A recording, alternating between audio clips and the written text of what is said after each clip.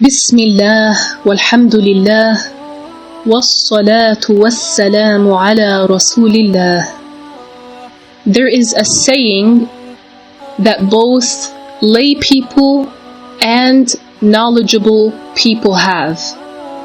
They say الطيور على أشكالها تقع. What does it mean? It means that birds appear with those that they resemble. It is like the saying in English, birds of a feather flock together. Normally, you see pigeons, al-hamam, mixing with other pigeons. And you see eagles, an-nusur, mixing with other eagles. And you see the chicken mixing with what? Other chickens. Have you ever seen eagles grazing, if you want, and feeding with pigeons? This does not happen in the norm. Did you see eagles eating with chickens? Again, you wouldn't normally see this. This is why people have this saying, الطيور على أشكالها تقع. A pigeon, or a hamama, a pigeon is a match for another pigeon. They resemble each other, so they would be together. And eagles resemble each other, so they are together. And the chicken, they resemble each other, so they would be together. And subhanallah, even with other animals, you would find this. You usually see the lions with the lions, and the elephants with the elephants, and the snakes with the snakes, and the penguins with other penguins. Even the fish in the sea, you would see the fish with the same type of fish swimming together. Isn't that the case? And this is why one should accompany those who are like them. You find friends who are like you. And so, if you befriend those who are pious, you would be affected by their piety. It will have an effect on you. If you befriend someone that is known to be a trustworthy person, they are truly trustworthy, their trustworthiness will have an effect on you and you will become trustworthy. If you befriend the generous, giving folk, you will learn from them. And with time, even if you were a miser in the past, you will be affected by being around those people that are generous, and you will become more generous. If you befriend those who get up at night to pray, to do dhikr, and to recite the Quran, and you were with them, you will be affected by them. You will be affected by them, and you will eventually become amongst those who stays up at night, praying and doing dhikr and reciting the Quran. Subhanallah, isn't it the case that sometimes there is this competition even between friends? In Islam, there's a good competition. There's a good competition. It's mentioned in the Quran. وَفِي ذَلِكَ فَلْيَتَنَافَسِ الْمُتَنَافِسُونَ. Let the Muslims compete with each other to do the good deeds.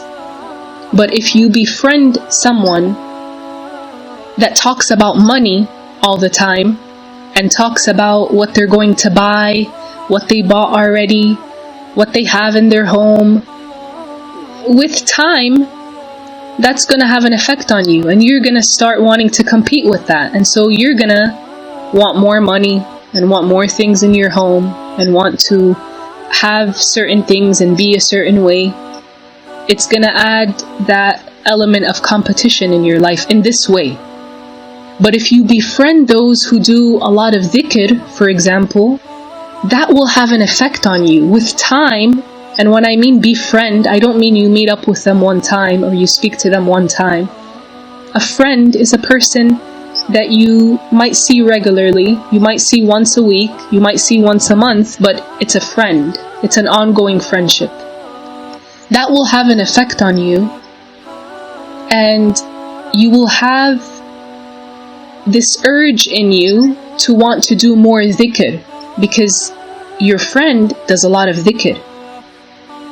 In a sense, it's like, it could even be like a competition, like, oh, they're doing so much dhikr. Imagine all the reward, bi'idhnillahi ta'ala, that they will have. I'm happy for them. I also want that too. I will start doing more dhikr in my life too, because I don't want to be poor on the Day of Judgment.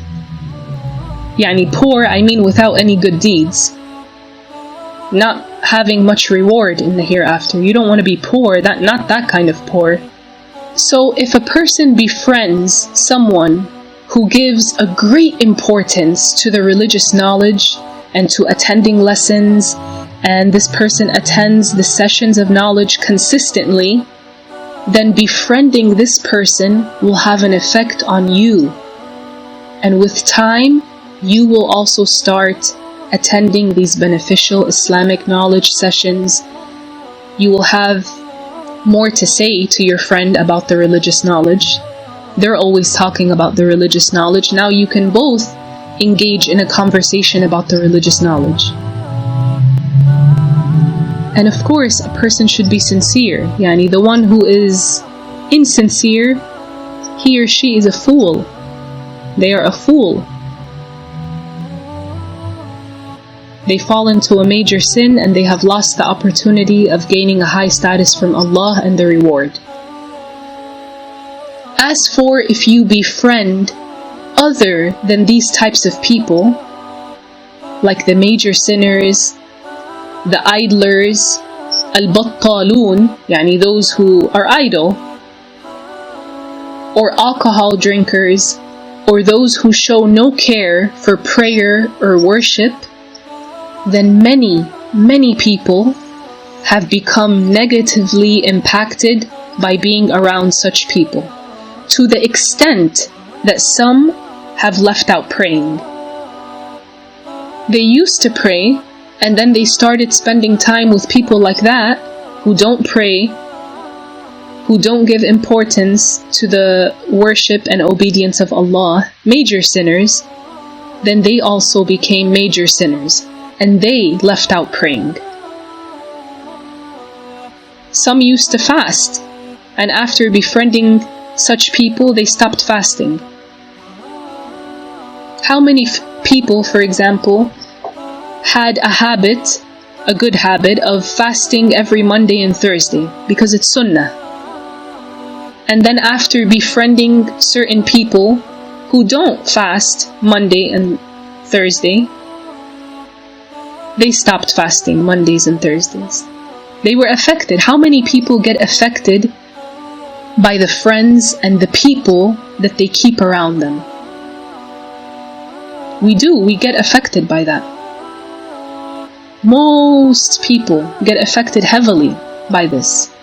This is why we should keep the good people around us, the good friendship around us, because it will have an effect on us. Even if that effect does not show up in our life right away, it will show up. With time, it will show up. If you keep telling yourself in your head something long enough, you will start to believe it, as they say. That's why people should not keep playing in their minds sad stories from the past, or things about fear in the future which hasn't even happened yet, or things to debilitate the person, things to hinder the person. How many people are in a prison of their own mind? How many people are in a prison of their own mind?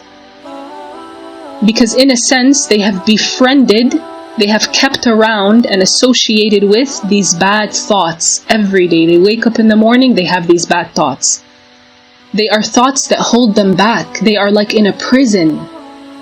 When are they going to be free out of this prison? When they remove all of these bad thoughts from their head and they put good thoughts. And this is not easy, and it might take months or years, but it's worth it, because life will be completely different for this person if they do that.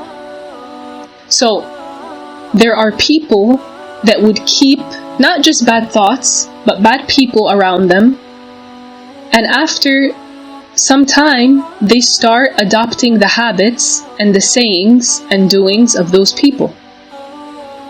Some people never did drugs. Then after befriending some who were into drugs, little by little they became more and more desensitized. At first they were like, oh no, drugs, a'udhu billah. Then maybe the second time they're like, oh no, drugs. Then the third time it's like, no. Then the fourth time, no. Then the fifth time, I don't think so. Then it's like, well, maybe just once. And you can see how that turns out. This is the case for a great amount of people. The more you do something, you become desensitized to that thing. If it's something that has a bad effect on you, like drugs, then the more a person does it, they become more desensitized to it.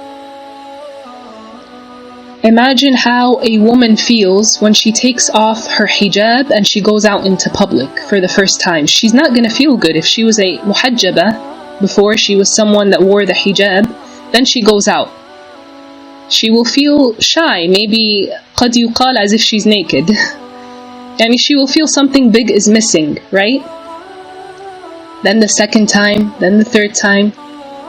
Are you telling me that those first 2-3 times are going to be like the 300th time? Of course not. The more you do something, it becomes so easy to do. It becomes so easy to make it a habit the more you do it. It becomes so easy to embody that thing. It becomes so easy to be part of you.